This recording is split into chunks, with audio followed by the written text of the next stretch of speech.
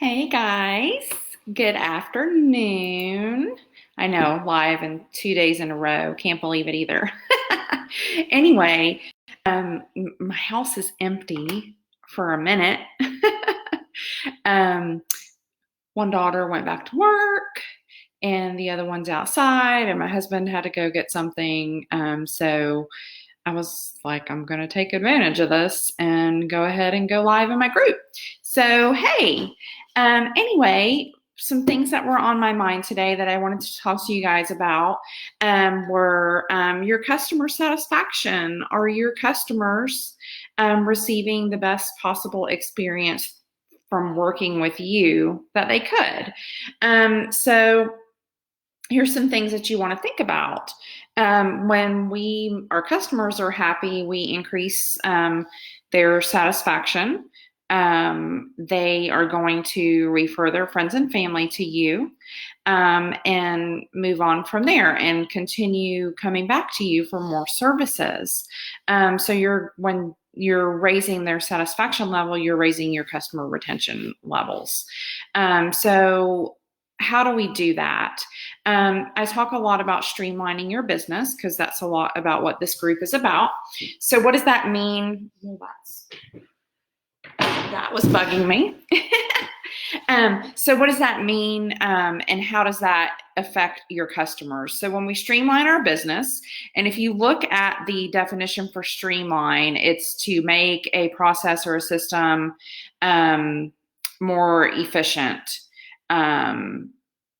By creating different ways to do things more efficiently. So if you're creating streamlining your business, that is streamlining your customers side of things as well. So let's just take, for instance, your how they're paying, right? So you're streamlining your payments system, and they're able to pay online. Okay, so they love that because you're not hounding them for money. They're not forgetting to send you money or bring their paycheck when you give them, they come for your services, or when you come give them services. They're not having to find their checkbook or take some cash out to pay you. So they're loving that. And so if we look at our processes and think about, what do our customers want to go through? How do I want my customer to feel when they work with me? That is a huge part of how you want to work your business. So we think a lot of people just keep going through the day-to-day of their business, of how they've always done things, whether that's efficient or the easiest way or not. They think for that moment that it is the easiest way, just because it will take a little bit of time for you to set up a new system that might be more efficient for you and your customers. But if you take the time, a little bit of time in the beginning, you're going to save so much time later, and you're going to improve. You're going to lower your stress level, and you're going to improve your customers' satisfaction.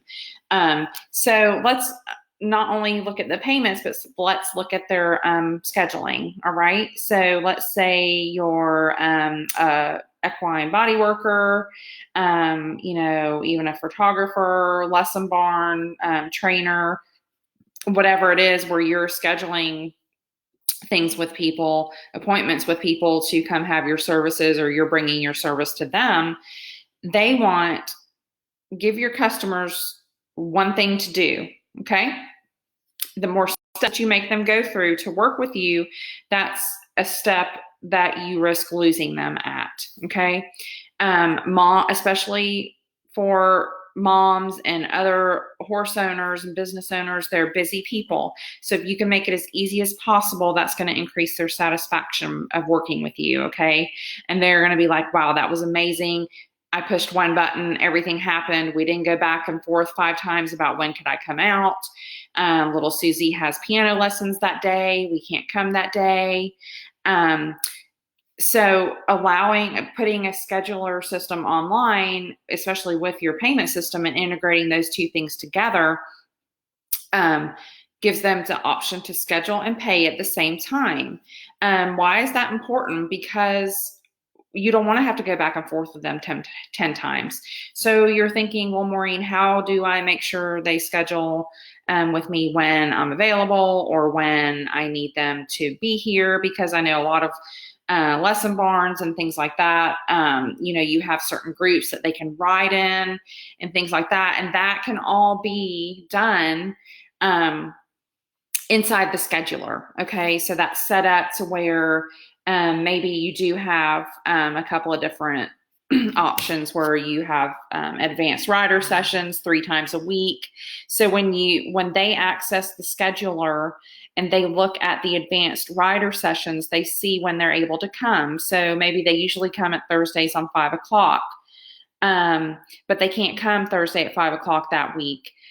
So instead of you going back and forth with them saying, well, can you come at Monday or Tuesday at this time? And mom saying, no, we can't come that day. She has homework and she has piano on Tuesdays.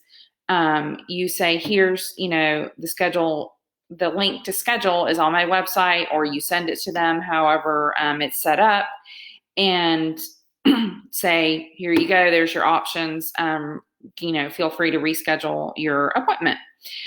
So it gives them the freedom as well to say, oh my goodness, we're not going to be able to come today. I'm going to go in there and reschedule and shoot you a message. Hey, we had to reschedule. So it takes a lot of time off of your end of having to get back and forth with people. Same thing happens, you're in photography and you're scheduling appointments with people. A lot of small business owners don't want to use a scheduler because they have their time and they're afraid that people are going to come in and schedule something when they're not available. Your scheduler can be set up as limited as you need it to be.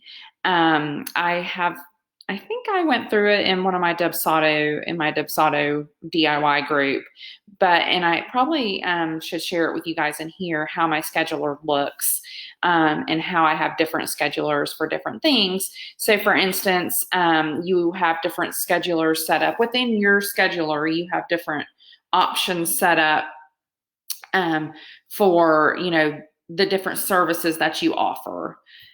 So for instance, in my scheduler, you would see one that is for discovery call. It's 30 minutes long.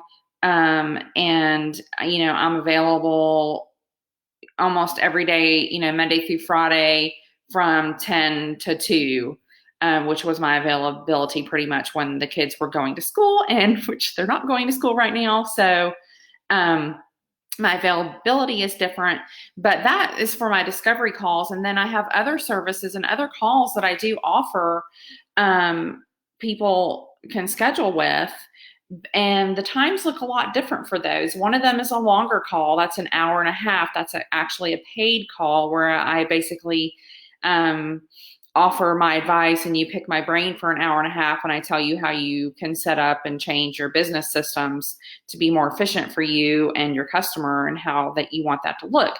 So when I have that call with my clients, that is an hour and a half call versus a 30-minute call. So that call is a lot more limited on when my availability is for them to schedule. So I may only have that 3 days a week, from 11 to 1, that's my availability. And then I may have, another day on there that's in the evening, maybe Tuesdays from 5 to 8, I allow that call to happen. So when you go in there, you're setting up the times when you're available and what you're available for. So that's how you would set that up for different services that you offer. If you're making appointments, people are scheduling appointments with you, and they're going to be different times. You can make it as limited as you need to. You can put on there that, you're only available from 9 to 10, 2 days a week, if that's really when you're available. You set your own time. So why am I going off on the scheduler? Because it makes it so much easier for your customers to just go ahead and schedule and pick when they can work with you.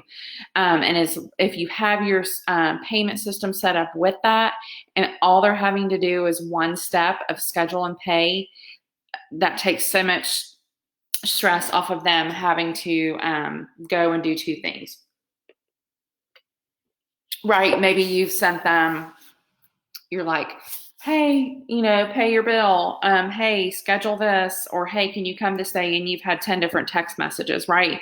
So think about that. Would you be happier if you were the customer having one thing to do or having 10 things to do? I'm going to go with 1 or 2, not 10. So think about that and how that increases your customer satisfaction. But not only does it do that, it makes life so much simpler on your end. It saves you a lot of time, hassle, stress. You're busy doing something for another client, or you're with another client. And instead of thinking, is so-and-so going to show up for their next lesson? Or, I have a discovery call with a client in 30 minutes. Did they forget, because you don't have a chance to remind them? Your scheduler has sent them reminders saying, hey, don't forget. If they're not paying, it's sending them a message to pay. And so all of that's happening automatically. So on your end, you're basically on autopilot and just getting to do what you love, serving your clients. And your customers are satisfied as well because they're going through 1 or 2 steps versus 10 or more. All right, guys. That's just some of my advice today on how streamlining your business not only helps you, but also can help raise your customer satisfaction. And by doing that, you'll help to increase your customer retention. All right. Thanks so much. See you later.